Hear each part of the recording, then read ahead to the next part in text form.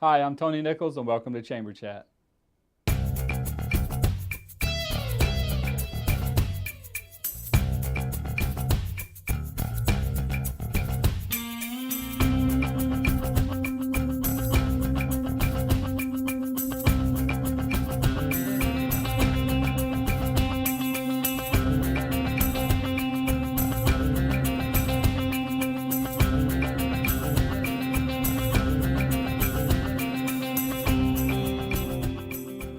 Welcome to Chamber Chat, a program put together by the Salisbury Area Chamber of Commerce to keep you informed on what's going on in your chamber and in your community. Joining us today on Chamber Chat, a first-time guest, I believe, Brick Briggs, the Chief Academic Officer for Wicomico County Public Schools. You got it right. Welcome to the program, man. It's great to be here. All right, so let's do this right. I've never heard of a Chief Academic Officer, so you have to help the people, the Chamber Chat audience. All right, I'll see what I can do.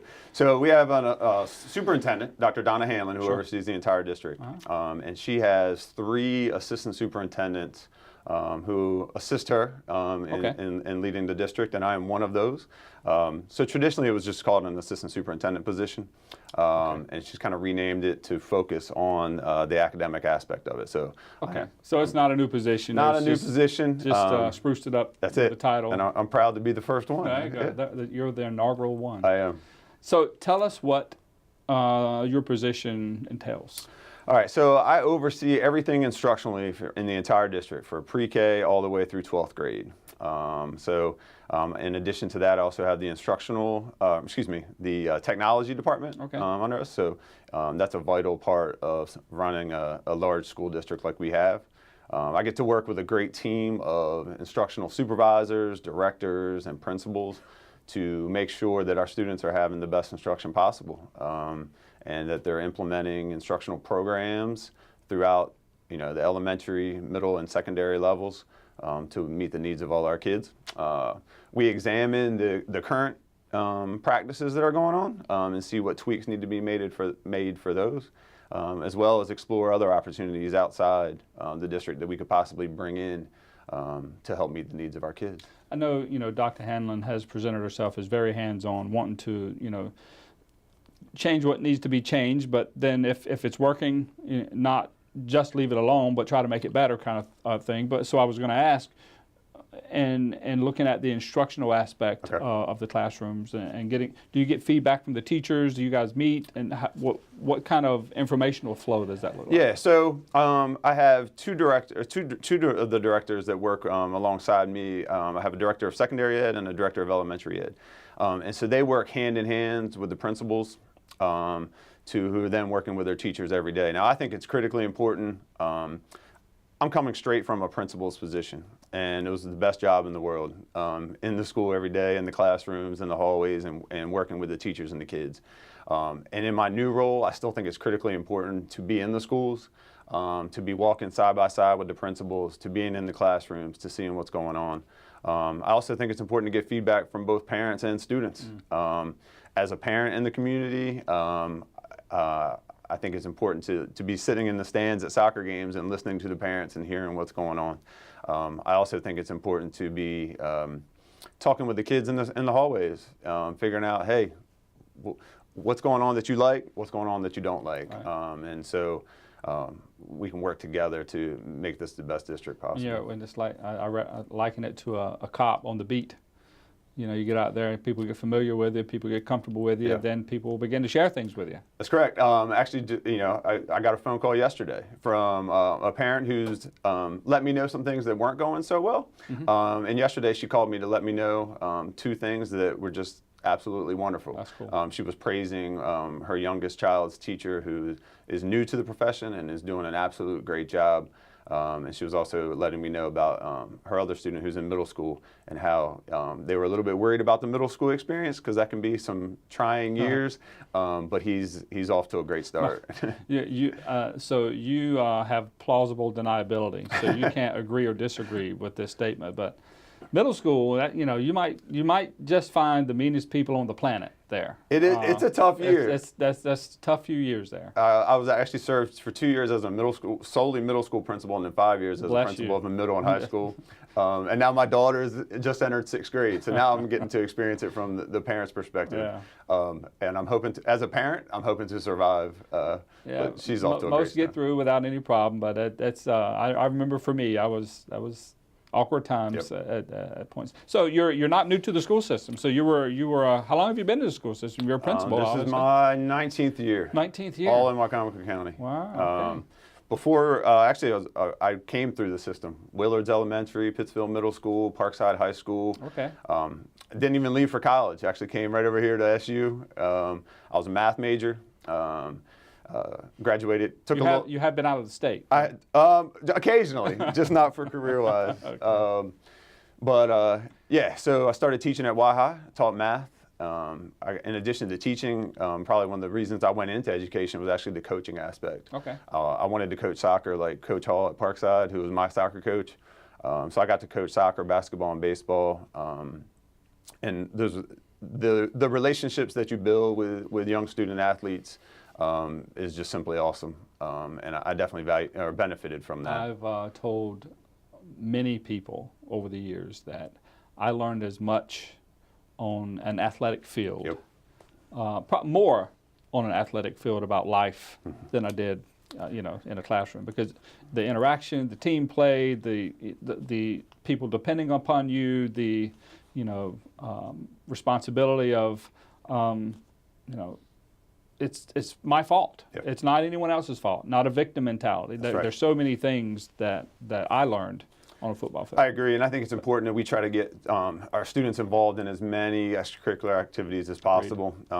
So it's beyond the school day. Yes, the 7:45 to 2:45 is critically important, but it's also important that we engage them in things after school. Right. And while sports aren't for everybody, whether it could be the performing arts, it could be drama, different clubs, Lego club, we got engineering programs and stuff. So providing students the opportunity to participate in things after school is also important. Yeah, my kids were not athletes. I played everything, right? But I didn't have kids that wanted to play sports in school, but they were plugged into other things, and I agree, it was pretty vital to their growth in the school. And there's tons of research out there. Students who are involved in school beyond the school day, those are kids who do well, right? They're the ones who are graduating on time. Those are the ones who are going off to college and doing good things. So we're trying to expand some of those current opportunities as well. We have some good programs now, but we're trying to looking to expand whenever possible. All right, Brick, I'm going to put you on the spot, brother. You got it. Dr. Hanlon has 3 strategic priorities.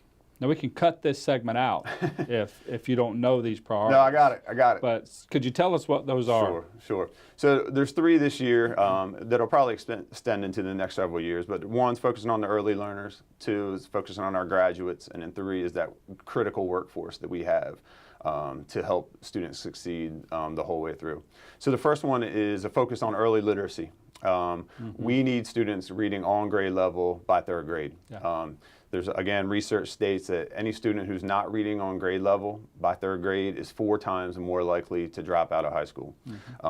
And taking from a student who's coming from a low-income family, that increases to 6 times more likely. So it's critically important that we get students reading on grade level by 3rd grade. Those same statistics tie into crime, jail. They do. Yeah, they do. The very same statistics. That's correct. Yeah. So one of the ways we're focusing on that is by focusing on kindergarten readiness. There's actually a kindergarten readiness assessment that came out of Johns Hopkins that students take in their beginning of kindergarten that show how academically ready they are for school. In this past year, only 33% of our students demonstrated readiness. And so they're coming in deficient, and it's so hard to catch up. So a couple ways which we're going to go about trying to work on that, trying to expand our pre-K opportunities. Right now, not all of our students in Wycomico County have access to pre-K. So we're looking to expand those opportunities, as well as work with community partners, such as the Chamber, to get information out there to assist parents and understanding what it means to be ready for kindergarten. I think information is key. If people just know, Yep. so much stuff is available, so many programs are available. That's correct. That if we can just get the word to, X number of more parents, that I don't see them not engaging and not getting their children involved. Right. They want what's best for their kids. And if somebody said, hey, Rick, what's the one thing they could read to your children? Yeah. Read to your kids. Get books in their house. Christmas is coming up. I'm not sure when this segment will air, but anything you can do for young kids, buy them a book and read to them and take the time. So that was number one. The second major emphasis is focusing on the college and career readiness. We need students graduating from our school system ready to be productive members of society. In 2016, our graduation rate was only 82%. That's not acceptable. Sure. It's not good. We need students graduating either ready to go on to college, whether it's 2 or 4 year, or marketable skills, ready to be productive members and contribute in the workforce. Sure. So that's the second one. And then the third one is the recruitment and retention of a high-performing workforce. We need the best and the brightest working with our kids. Agreed. Unfortunately, we've had a lot of turnover recently. That coupled with the teacher shortage that's affecting not only Wicomico County, but the state of Maryland and the entire nation. So we're really focused on recruiting and retaining a high-quality workforce. Recently, we had our first Wicomico County Teacher Recruitment Fair. And we're actually having another one in this spring, hoping to capture the next crop of teachers who want to come and join one of the best districts around. I agree with that 100%. The recruiting a high quality workforce that dovetails into working with many business owners in the area and serving on boards that plug into the workforce development aspect of things. That bleeds not only from the school, but it bleeds directly into the workforce of the employers here in Wicomico County. Yeah, that's definitely true. And we're looking to strengthen that. We have a strong working relationship, like our CTE program, Career and Technology Education, so they have a lot of internships. We're hoping to expand some of those opportunities. We also have some students who, high school, they're 17, 18. The traditional school day is not necessarily for them. Sure. And so we're looking at trying to figure out ways to get them, maybe some career internships, getting them a job while also working to earn their diploma. That's critically important. We're also working with both, Warwick, SU. We have some great relationships there through dual enrollment, teacher development. So we have some good programs, but we want to continue over the next couple of years to expand and better meet the needs of our kids. Okay, so you told me you were 19 years in. Yep. We can break it right here on Chamber Chat. Are you 20 and done? No. Or are you gonna keep on I plowing am through? fully invested into Wicomico County Public Schools and look forward to serving in whatever capacity Dr. Hanlon sees fit and whatever she needs for the next several years. I'm 6 months into this position, and I look forward to doing it for a long time to come. And looking forward, just this past Friday, collaborating with other assistant superintendents around the state. I spent some time this past Friday, working with an assistant superintendent from Anne Arundel County who was able to share about some of these signature programs that they're running through their middle and high schools, where students are able to tack into like specific areas of interest. We talked about those middle school years. Oh yeah. It's a tough year, Yeah, it is. but to better engage them in some area of interest, whether it's the fine arts, whether it's STEM education, Sure. whether it's athletics. Yeah. We got so many kids who just want to play sports. Well, maybe we can tie that into their educational experience to better meet their needs. Very cool. Well, Brick, it's good to hear we get to keep people like you in the school systems, and maybe another 20 years from now you might think about the retirement, but we'll keep you as long as we Sounds keep good. you. I appreciate it. Thanks for joining us on Chamber Chat. Thank you. We'd like to give you an opportunity now to take a look at the upcoming events with the Salisbury Area Chamber of Commerce.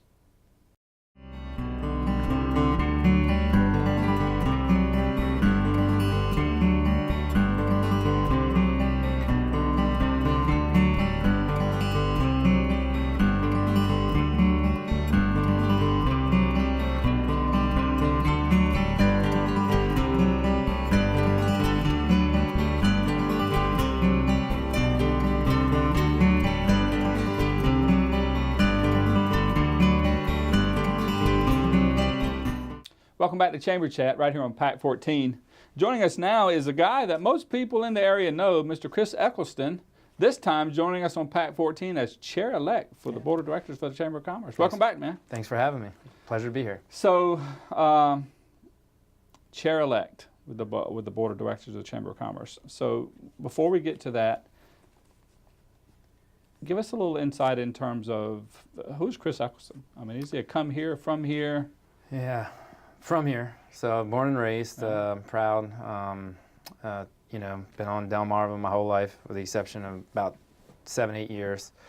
And then, you know, just a big service to the community person. I want to be a part of the community. I want my kids to experience and my family to experience what I had growing up. And this is a great place to raise a family and be a part of the community. That we have a community like no other place I've been. 100%. And you know, I think the chamber is a big part of that. So. Yeah, I agree. So you've got a brand there on your shirt that's pretty recognizable nowadays. Tell us a little bit about how your company came to be and where you see it going. So Delmarva Veteran Builders is a company we started 5 years ago, actually in January. January will be our 5-year anniversary, which is unbelievable and incredible all at the same time. So they say the first 5 years of business is the hardest, so we've made the hump.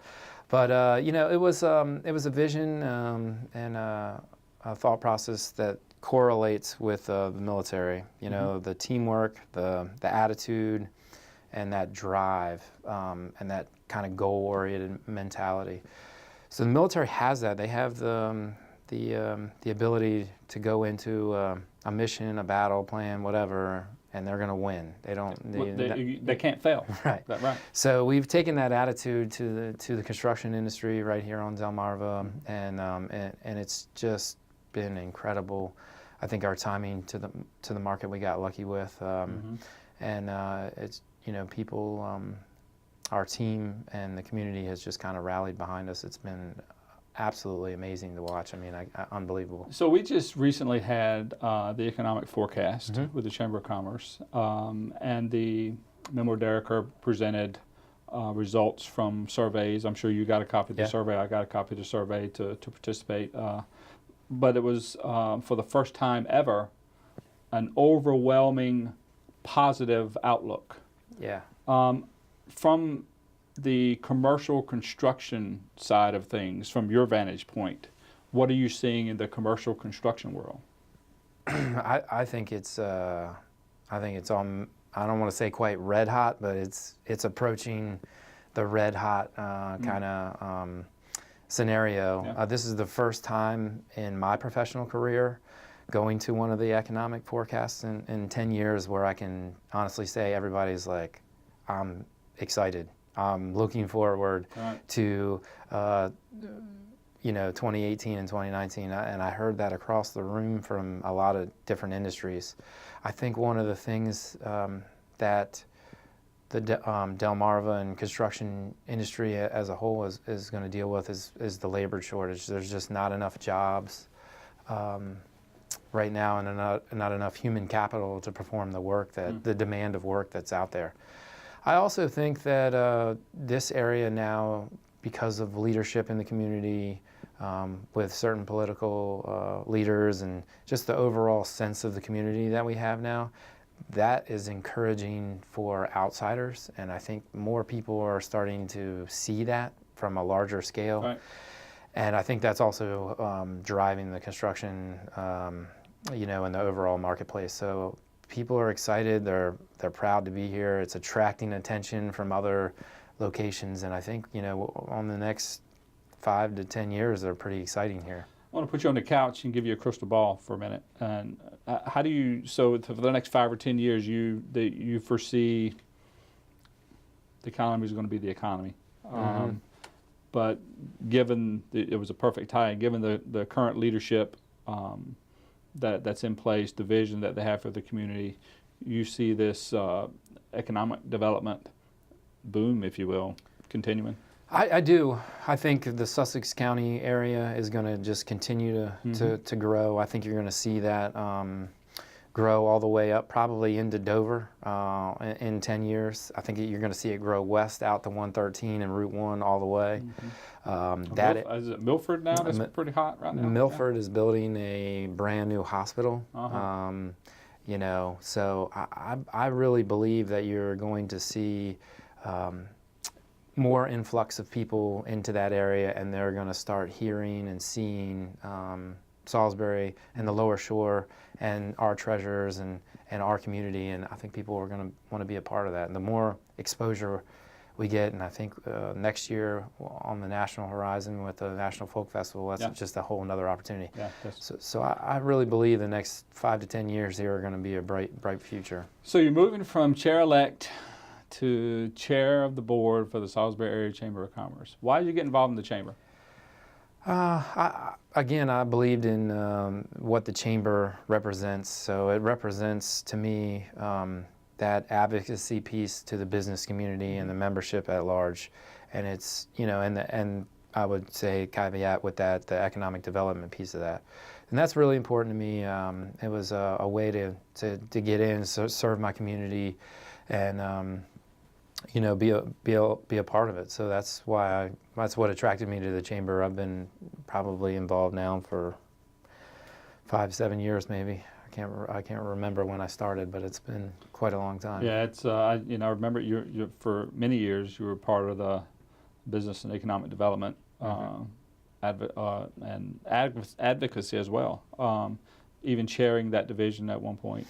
So I've been involved, being past chair of the board, and not removing myself from the chamber. Obviously, ChamberJan's still here, but you're less involved in the almost day to day. Sure. I've seen you. I've been in countless meetings where you know I'm sitting across the table and I have to look at Chris Eccleston.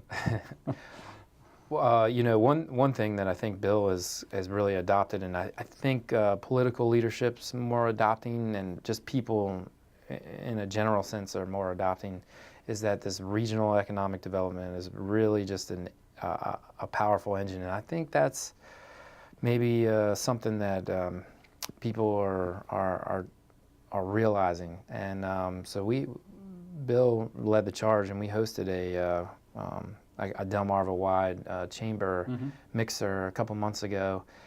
And people are starting to see that, and I think one of the new things that they're talking about and we're working towards, and Bill's kind of taking the leadership here, is to get all 3 governors in a room on Delmarva, Delaware, Maryland, Virginia, start talking about how we all win as Delmarva, because I've been an advocate for a long time.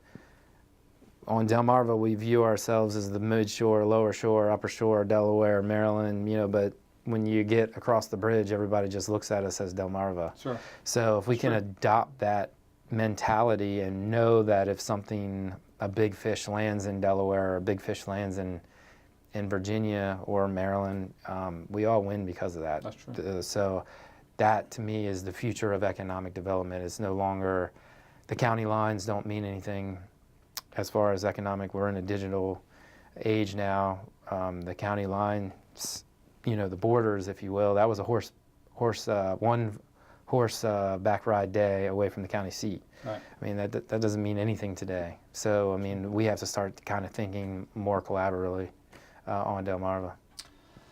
As things change over the course of years, the chamber's approaching 98 years old. Yeah. The chamber's getting ready to be 100 years old.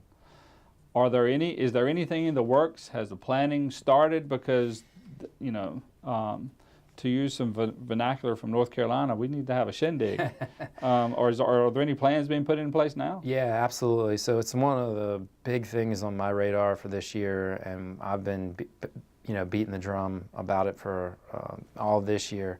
So I think what we're going to do is identify kind of maybe a chairperson to host the 100-year committee. So 2020, it's 2 years away. We're going to start getting funds in place and start gearing up for something big.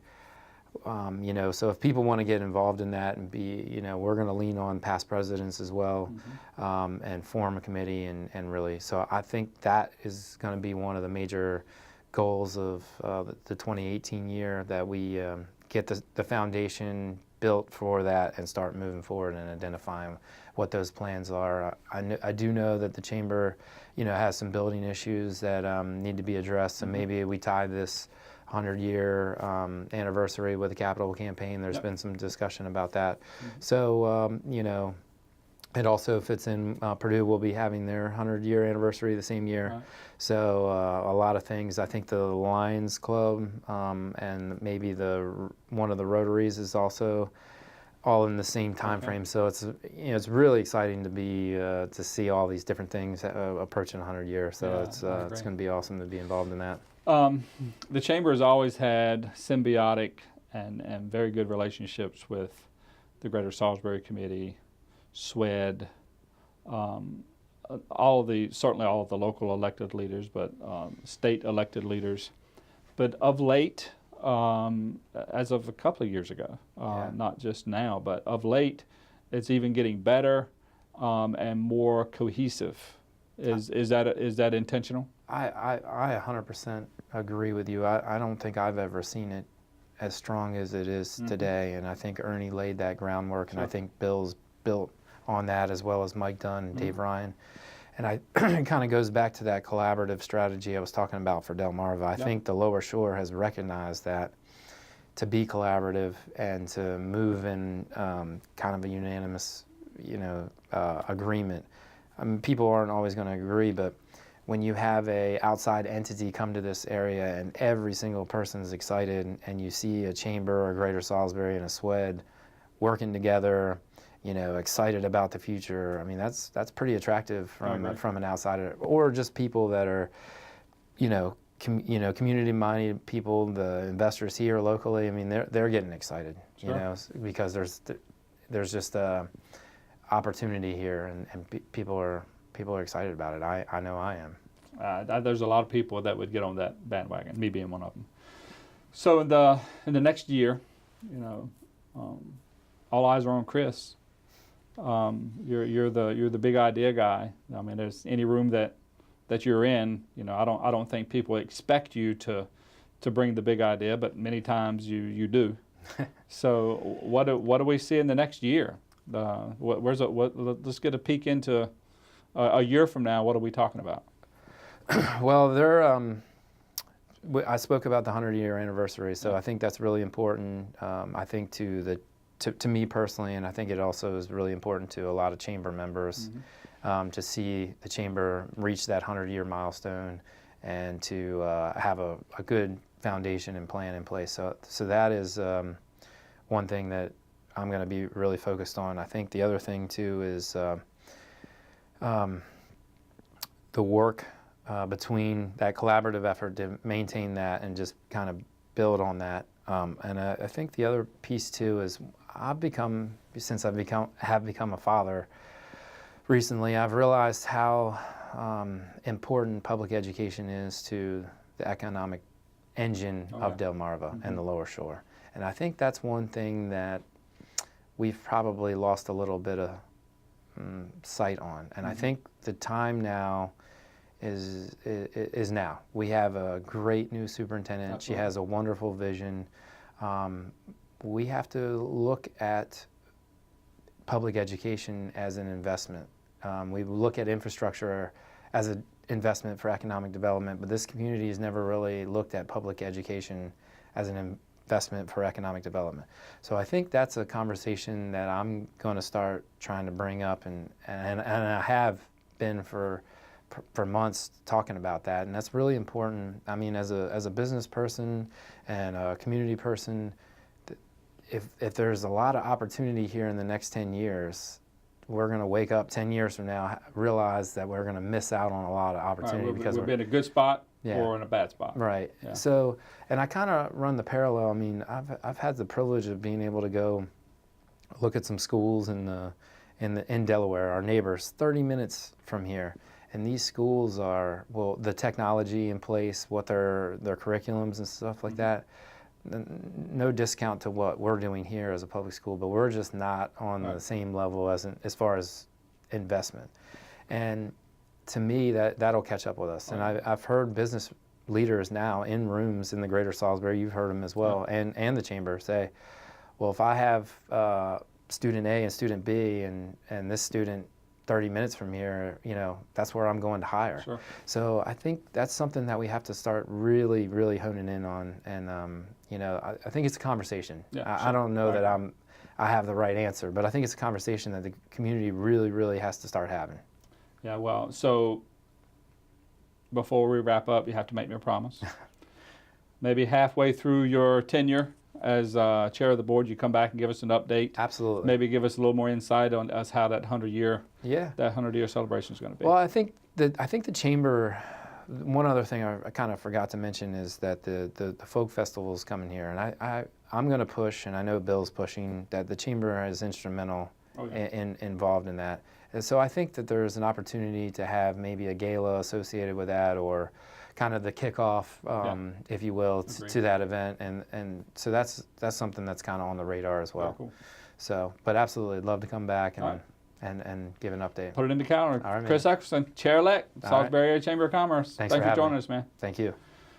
We'd like to thank you as well for joining us on this edition of Chamber Chat. And if you've missed any portion of this program, or you'd like to view previous editions of Chamber Chat, we encourage you to utilize PAC 14's website on demand function or visit the Chamber's website.